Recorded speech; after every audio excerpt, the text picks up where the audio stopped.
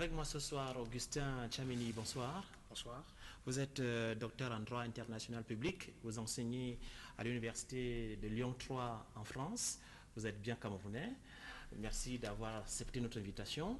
Alors avec vous, on va aborder un ou deux sujets qui ont été fait les choux gras de la presse de l'actualité internationale ces derniers jours, notamment ici dans la sous-région CEAC, ce sommet qui s'est achevé lundi dernier en N'Djamena au Tchad, qui a vu la participation des chefs d'État et de gouvernement de la CEAC, et entre autres résolutions, la plus importante, il me semble, c'est l'appel, n'est-ce pas, l'application immédiate de la libre circulation des hommes et des biens dans tout l'espace CEAC qui a toujours coincé jusqu'ici. Quelle est votre appréciation de cette mesure ? Alors, tout d'abord, je pense que considérer qu'il y a là une résolution importante, c'est un peu exagéré, parce qu'en réalité, le sommet de la CEAC n'a pas apporté ni de texte nouveau, ni de modification aux textes qui existent déjà. Et la situation actuelle ne reflète pas la pléthore des textes qui existent, parce qu'il y en a au moins 3 essentiellement. Si je pense à son acte constitutif déjà, et au protocole 7, adopté en 1983, qui régit la libre circulation, et la décision du 26 janvier 1990, modifiée en 2002, qui régit la libre circulation d'une catégorie de ressortissants de la CEAC. On a là une pléthore de textes qui n'a jamais connu d'application. Qu'est-ce qui coince ? Alors, si on en croit au discours inaugural d'Idriss Déby à l'occasion de ce sommet, on peut penser que ce qui coince, c'est davantage la volonté politique. Cela a été mis en exergue. Il est clair qu'on ne peut pas, ignorer la réticence des États membres, la réticence des États à mettre en œuvre les textes qu'ils ont consentis pour des intérêts dont on ne peut révéler sur ce plateau parce qu'on ne les connaît pas. Ce sont des raisons d'intérêt supérieur des États membres qu'on ne connaît pas, mais je dois quand même... Qu'on peut quand même subodorer, qu'on peut analyser, qu'on peut mettre en perspective. Alors, on peut penser, alors ça n'engage que moi, on peut penser que... c'est peut-être je pense que le caractère riche d'un certain nombre d'États. Alors, la libre circulation, à mon sens, est un peu précoce. Parce que l'intégration régionale dans la région Afrique centrale arrive dans une situation qui n'est pas encore tout à fait favorable à l'intégration, du moins pas à ce stade d'intégration.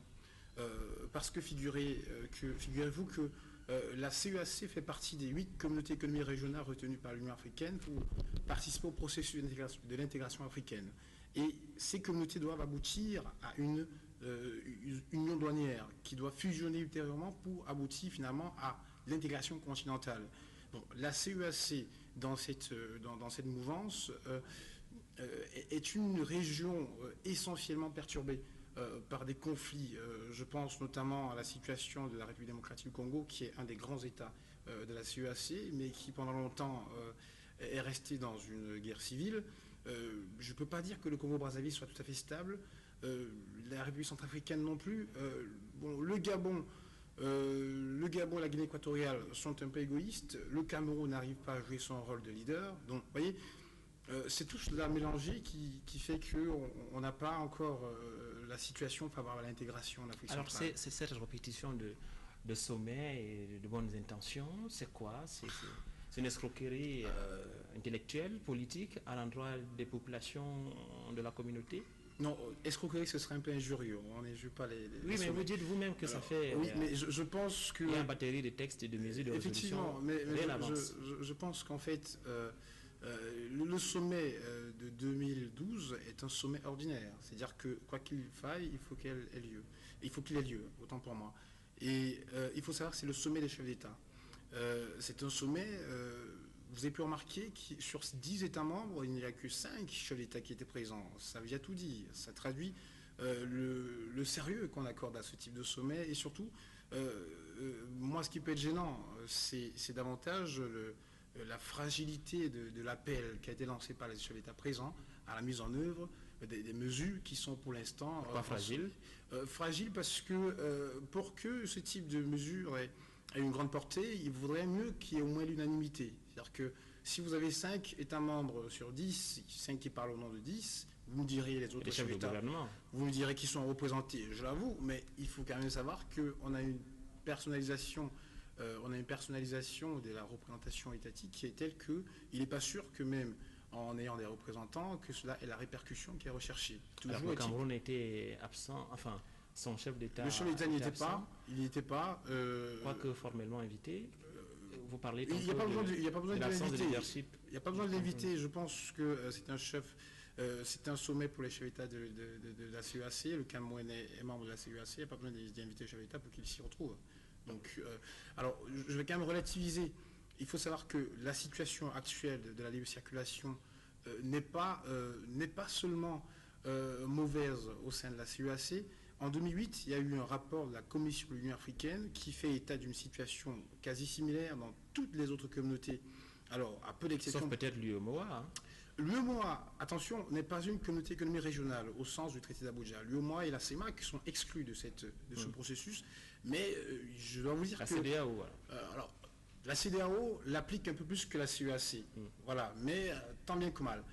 Alors, il faut savoir que cela ne permet pas, ceci n'excuse pas cela, mais permet au moins de considérer que la CEAC est là confrontée à un défi dont une communauté plus petite et même plus intégrée que la CEMAC ne se révèle pas à son tour capable. Donc, il faudrait commencer, vous pensez, par la CEMAC.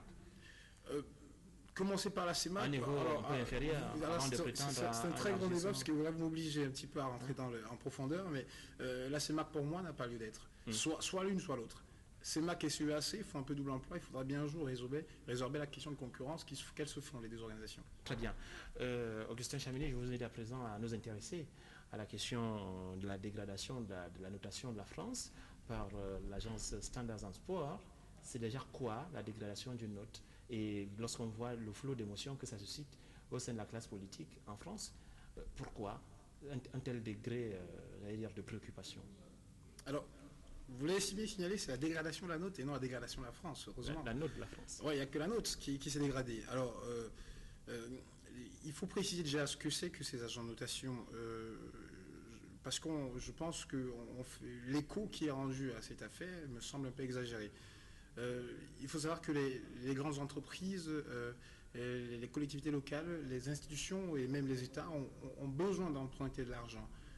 Dans le même temps, les particuliers, les banques ou encore les compagnies d'assurance ont besoin d'assurer des placements fiables, des placements en toute sécurité.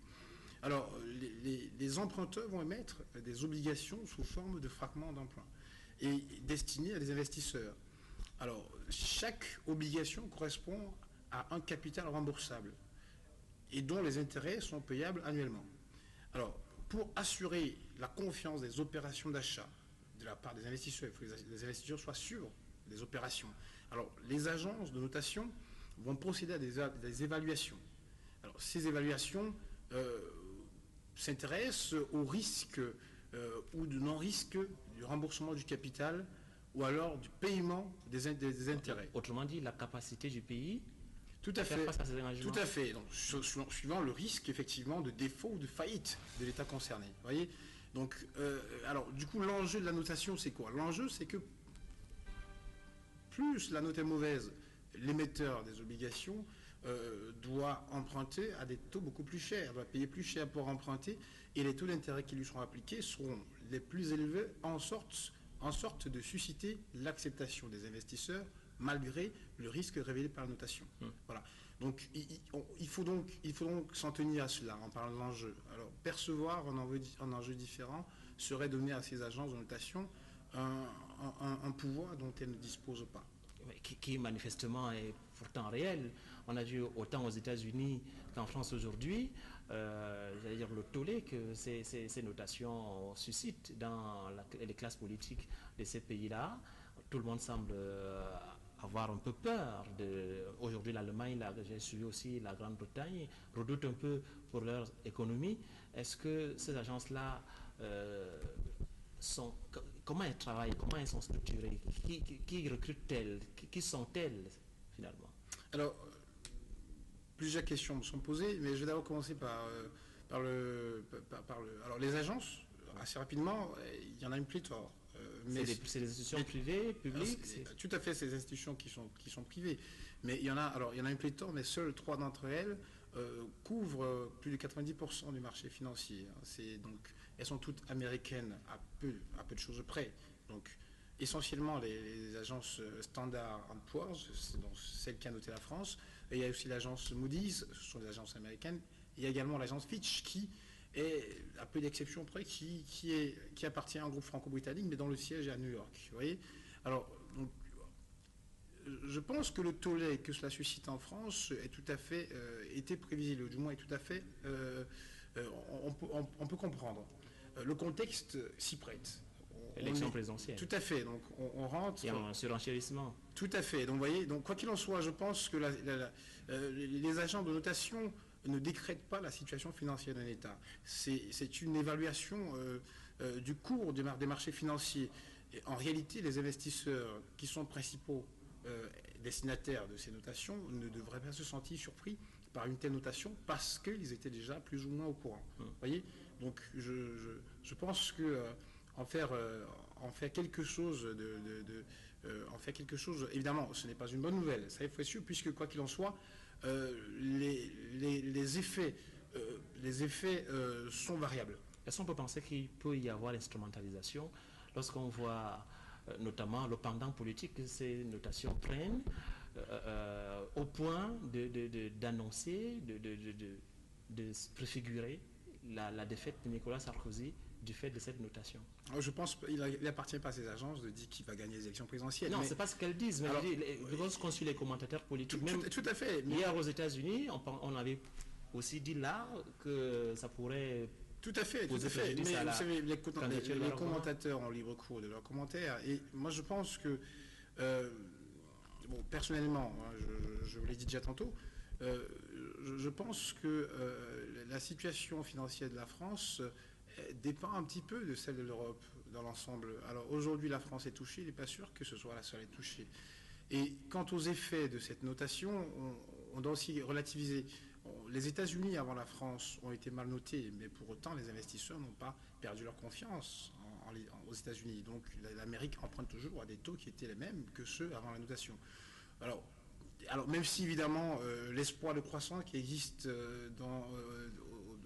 aux États-Unis n'est peut-être pas le même qu'à l'égard de la France, mais je pense qu'il faut relativiser. Alors, est-ce que les États comme les nôtres sont aussi notés? Tous les États sont concernés. C'est-à-dire C'est-à-dire que, alors, vous savez, quand nous sommes notés en matière de droits de l'homme, c'est très souvent relativisé, c'est banalisé. C'est la même chose. Oui. Et le Cameroun, alors si vous notez la France en matière de droits de l'homme, je pense que ça aura beaucoup plus d'écho qu'en France que si on notait le Cameroun en matière de droits de l'homme, puisque on peut penser que la France est en parlant de ces notations de triple A, la France est un pays économiquement plus solide que le Cameroun, donc on s'attendrait à ce qu'elle assure un petit peu, qu'elle rassure un petit peu ses investisseurs. Alors l'intérêt pour nous d'aborder cette question ici ce soir, c'est bien parce que la France est le principal partenaire économique du Cameroun. Est-ce que éventuellement il pourrait y avoir est-ce que cette notation peut prêter à conséquence pour le Cameroun et le pays africain qui ont pour partenaire essentiel la France? Alors, je pense, là ça rentre dans le domaine économique qui est un petit peu, je suis un peu moins expert, mais je pense que il y a une certitude, c'est que cela peut engendrer une sorte de crainte. C'est surtout cela le marché financier, la crainte des investisseurs. Et s'il y a crainte, ça peut donc produire des surcoûts. Et s'il y a surcoûts en France, ça peut avoir des répercussions, notamment en matière d'exportation des matières premières. Vous voyez, donc ça peut effectivement avoir des répercussions sur le Cameroun. Et donc du coup, quelqu'un dans le reportage disait que ça peut creuser le déficit et de la balance commerciale entre le Cameroun et la France. Alors en même temps, il ne faut pas non plus faire des parallèles un peu trop rapides. Je pense, à mon sens, c'est très actif. Cela mérite des analyses beaucoup plus poussées et un approfondissement avant d'en tirer des conclusions qui pourraient s'imposer. Et peut-être aussi pour les pays comme les nôtres, le lieu, n'est-ce pas, de diversifier, d'envisager d'autres axes de coopération et d'échanges commerciaux. C'est déjà le cas. À mon avis, c'est déjà le cas. Il y a très longtemps que la Chine... On achète un peu moins. Il y a très longtemps que la Chine s'est implantée au Cameroun et un peu partout ailleurs en Afrique. Je pense que c'est un débat qui n'a pas lieu d'être. Dans l'axe asiatique va s'en trouver renforcé, éventuellement. Il y a des fortes chances. Alors, je rappelle que vous êtes tous ces journées au Cameroun en vacances. Oui. J'ai bien envie de vous demander, après tant d'années, le pays que vous retrouvez, quelle impression? Oui, c'est toujours un plaisir de retourner chez soi, chez Polycap. Et je suis très, très, très content d'être là, d'être au Cameroun. Je suis en vacances, mais aussi je fais un petit séjour de recherche. Donc je vais faire le tour des universités camerounaises autant que possible pour découvrir des choses que je ne peux pas mettre la main dessus lorsque je ne suis pas au Cameroun. Alors, la dernière élection présidentielle, la diaspora y a été, j'allais dire invitée, Oui. à tout le moins, elle a pu voter pour la première fois. Comment vous avez vécu, vous, Camerounais de France, cette élection? Avec beaucoup de, j'allais dire avec beaucoup d'enthousiasme, sans aucun doute. Parce qu'il n'y avait pas de raison. Il n'y avait pas raison qu'on n'y ait pas droit. D'accord? Alors ensuite, il y a eu une sorte de méfiance. À l'égard du processus électoral qui a engendré un faible taux de participation au sein de la diaspora. Voilà. Et puis aussi, il y a eu la précipitation dans la mise en œuvre des modalités de vote à l'étranger qui font que des gens comme moi, par exemple, n'aient pas pu se procurer leur carte d'électeur. Voilà. Quoi qu'inscrit. Mais quoi qu'inscrit, non. Parce qu'il aurait fallu aller s'inscrire soit à Paris, soit à Marseille, moi qui suis de Lyon, donc ce qui suppose qu'il aurait fallu donc que je prenne un ticket de TGV aller-retour, puis que je en prenne un autre ensuite pour aller voter. Même si par la suite, le jour des élections, il paraît qu'il y a eu des transports qui étaient assurés. Mais c'était assez périlleux d'aller exercer son droit de vote. Quoi qu'il en soit, c'est déjà une chose de positive. On me signale que le temps à nous imparti est arrivé à son terme. Vous êtes encore là pour un petit temps. On pourra éventuellement revenir sur ce plateau pour évoquer d'autres thématiques avec vous. Profitez de votre science. Je rappelle que vous êtes enseignant en droit international public à l'université de Lyon 3, c'est en France. Merci d'avoir suivi cette édition, madame, monsieur. Restez sur Equinox à 21h. Votre émission de mardi, Regard social avec Éric Fernand Kouamo. Bonsoir et à demain.